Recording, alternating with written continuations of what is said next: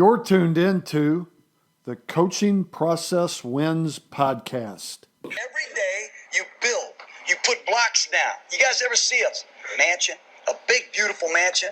You got to build the foundation, man. That's what we're doing here. Understand that. You got to build the block. Welcome back to the Coaching Process Wins podcast. At Coaching Process Wins, we strive to learn more about great coaching processes that are efficient, that are effective, that last, and those processes that get results. Check us out on our website at coachingprocesswins.com and always follow us for the latest and greatest on Twitter at Process to Win. That's 2 as in the number, at Process to Win. Well, welcome back to another time that I'm in the car, and I call this Coaching in the Car, as I drive around errand to errand and place to place here on the Monterey Peninsula, out here on the central coast of California. I think of things, and I want to stay productive, and I want to imagine things that I can apply to coaching and help in the coaching world. So I call this Coaching in the Car. So welcome back to the second part of it, or the second episode of it. You know, yesterday I talked about is it okay to be a pessimistic coach? And I put quotations around that because coaches tend to be optimists. Coaches tend to be guys that are forward-thinking and always thinking of the best. But it's sort of a provocative thought about being an optimist or being a pessimist. And essentially I came to the middle ground of coaches. I think the best coaches, and this is in the history of coaching, are the coaches that are realists. When it's going well, they say it's going well. When they say it's going bad, they say it's going bad. And they tell the ones around them like it is. And they don't sugarcoat it. And it seems generally that players, from the great players to the not so great players of the history of football, appreciate the coach. They know where they stand. They know exactly where the coach is coming from because he tells it like it is. So that's sort of what we talked about yesterday, and if you get a chance to go back to that episode, please do, and leave us some comments and follow us at Coaching Process Wins, both on our YouTube channel, our podcast on iTunes, and also get us on Twitter, Process to Win. That's at Process, the number 2 Win on Twitter. You know, what inspiring me today, and coaching from the car today, is one word, and it's simple. It's the word why. Why do we do what we do? Coaching, I think, is akin to preaching. In fact, I made a statement one time. I think there's 2 very, very important jobs left in America, and that's coaching and preaching. One, because a preacher can minister to folks' needs for God and their salvation, and coaching because, heck, it may be the last line of defense there is left, in 2017. Last line of defense for young men to fall down and be taught how to get back up. Fall down, how to get back up. It's the last line where people know that they may go into a competition and actually lose, and that loss is heartbreaking. And how to fight through it, and how to work through it, and how to work that you don't have that sting of loss again, and lose again, and keep working through it. It's that last line of defense of discipline. So coaching is a calling. But if you're called to do something, the overriding power when you're called to do something, that you have to look in the mirror and discuss with yourself is why. Why do I do this? There's buzzwords going all around us, and I think they're good because it helps the game of football. I keep hearing about processes, and we're coaching process wins, and the word process is well placed and placed on purpose, because I think you have to have a process to be successful in anything you do. But the other word that's going around is culture. Heck, even 5 years ago, but I know 20 years ago, I've coached for 28 seasons. And I don't think I've ever been around and involved in the word culture. But I can guarantee you that every football program I was ever a part of, either as a head coach, a coordinator, an assistant coach, small college, high school, the places I've been, all did have a culture. But I feel like that culture, and again, whatever you want to call it, culture, process, what's happening within a program, all stems from what's the why. It could also stem from there is no why. And I guarantee you this, I've been a part of some successful programs, and I've been a part of programs that were not successful. I've been a part of programs that, as a coach, that I had a large part to do with their success, and I was a part of programs where I had a large part to do with their failure, just taking ownership of it. But I can trace just about every decision, good or bad, right or wrong, down to a simple word: why. Why do I do this? Why did I do this? Why am I going to do this? It's what wakes you up. It's what goes to sleep with you. It's what keeps you going when, and I do not like this word, grind. When the grind comes, hope I don't use it again. It's just a little pet non-word for me. But when the tough times come, and you got to get back up. When the tough times come, and you got to keep going. You got to answer the bell. The man that you shave with has got to answer that one-word question: why? I think as I do coaching in the car, this version of the podcast for Coaching Process Wins, why? I think when we develop Coaching Process Wins, why? I think of other things that I've done in sort of my post-coaching football life. What I've done that was successful and what I've done that was not successful. And just like a season that was successful or a season that was not successful, I can trace back, to a why. Every time that I've been a failure or failed as a coach or as a person that's trying to get an internet business off the ground, let's say Coaching Process Wins. Every time that I've approached something and looked back, was I successful at it or did I fail at it? I can trace it back to its roots of the why. For instance, if I started footballbusiness.com tomorrow, and footballbusiness.com is in the business to make money, I can probably give you a really good bet that I won't be successful at it. It won't be a very successful .com business. It won't be a very successful team aspect. Won't be a very successful program, whatever.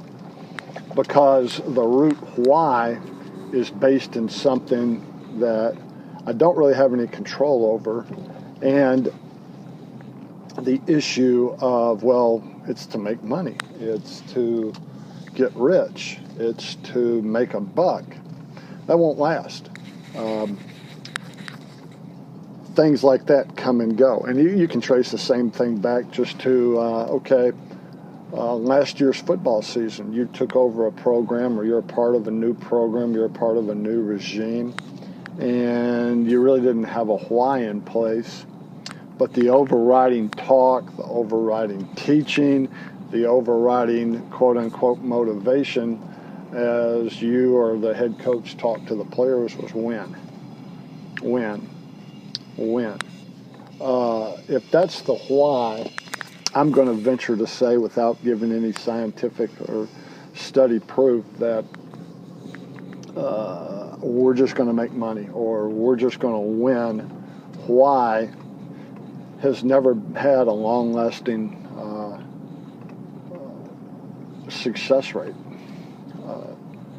When I think of coaching process wins, or something that I want to get involved in terms of a .com or a book business or the clinic business, think about all the ancillary businesses surrounding football. And I love football, and I want to be involved in football. So why not have a football business? And again, these are just examples. But as I think about that, I have to harken back to the why. Why do I want to conduct that business? Why do I want to work that business? Why do I want to contact coaches about that business, this business? Why do I want to talk about coaching process wins? Why do I want to go over the airwaves in a podcast and put my lispy voice? I talk with a lisp, smack my gums. My wife ripped me because I said, hey, I had a great idea. It's called Coaching in the Car. I'm going to put my headset on and I'm going to tape record myself with these thoughts. I'm going to put them on a podcast. She said, great. Call me when you're in the hospital, because anybody that knows me knows that I'm the worst driver that's ever gotten behind the wheel. It's anybody that's ever driven with me can tell you that I'm not a very good driver, although I think I am. So to add to my bad driving skills, now I'm going to talk into a recorder to make a podcast. This combination. So if you hear something and it's a loud bang and maybe an maybe call 911 for me. But I digress. When I think of the why do I want to talk about coaching process wins? Why do I want to say, hey, subscribe to our YouTube channel, Coaching Process Wins? My overriding why is I want to grow the game of football. I want to help coaches. The game's under attack. There's no secret about that. Football always gets the bad press from health issues, concussions. One coach does something that's out of line, and buddy, the whole, coaching fraternity is under attack by the media. The game has got to be protected. The game's got to grow. Anytime that I'm ever contacted or asked advice by a young guy, hey, should I get into coaching? I really wanted to get into coaching, but what do I do next? Anything like that, man, I want to bend over backwards. I have nothing to gain from helping a guy further himself in the coaching profession, get into the coaching profession, except for one thing. It answers my why. I want to continue to grow this great game. And I want to help coaches. I feel like the football coach, going back to that earlier statement, coaching and preaching, man, are two of the most important jobs left in the United States of America. is, I've got a son, I've got a grandson, and the men that they are around as junior high players or high school players, it's important. Life is going to kick you in the teeth. And are you going to get back up? How are you going to get back up? How are you going to respond? So helping men grow in this profession by doing anything to give back to it, to pay it forward. Somebody help me, and by gosh, I want to repay that 1,000 times over with thanks and gratitude. That's my why to Coaching Process Wins. And it begs the word process. I think the great coaches that have that great why in their philosophies, in their mantra, in their teaching style, that process doesn't talk about wins. It doesn't talk about the end result. It talks about every day you're consistent. The players know that consistency. They seek that consistency. They respect that consistency because the why is always back to the process. Sure, Nick Saban, Bill Belichick, there's always the process, and that's what we hear about them all the time. But there is something to that. When things get tough, when the breaks go against you, when the refs don't go at your way, adhere to the process, believe in the process. And even though I wouldn't even hazard to know exactly what a Nick Saban's why is or a Bill Belichick's why is, and I look to them because of being just current icons of the sport, you know they have that why. So in this episode of Coaching Process Wins, if I had an underlined word, you've heard it 10,000 times now. I tend to get redundant when I get excited, but it's worth repeating. Look for your why. Know what your why is. Internalize it. Have it on the tip of your tongue. Have it right there imprinted on your heart. Have the people around you know it.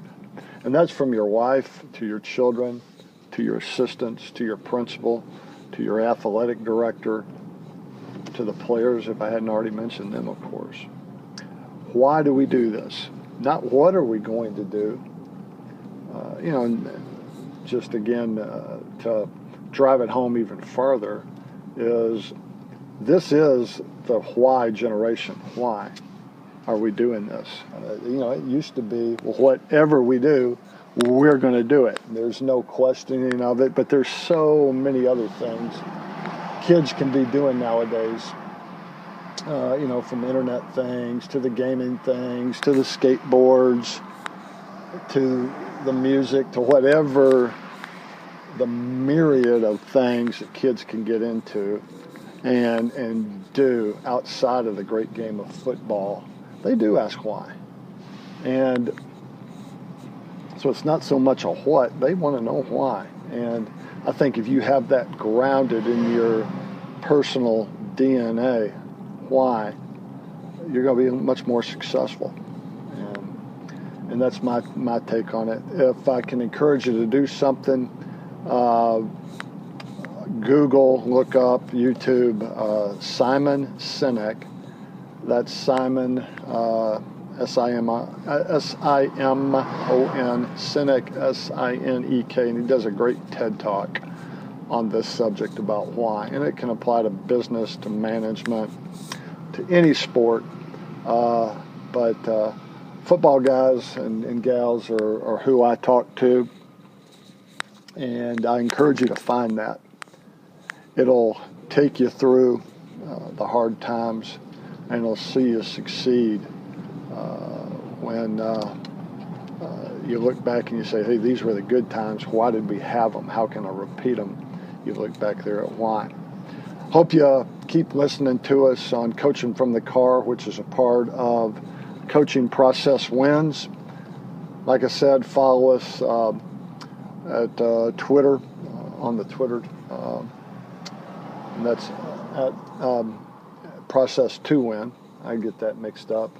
Our YouTube channel is, and subscribe to it, Coaching Process Wins, and sign up for our newsletter on coachingprocesswins.com. Why? Well, from beautiful Monterey, California, this has been Coaching Process Wins. Over and out. So long. Adios. Till tomorrow.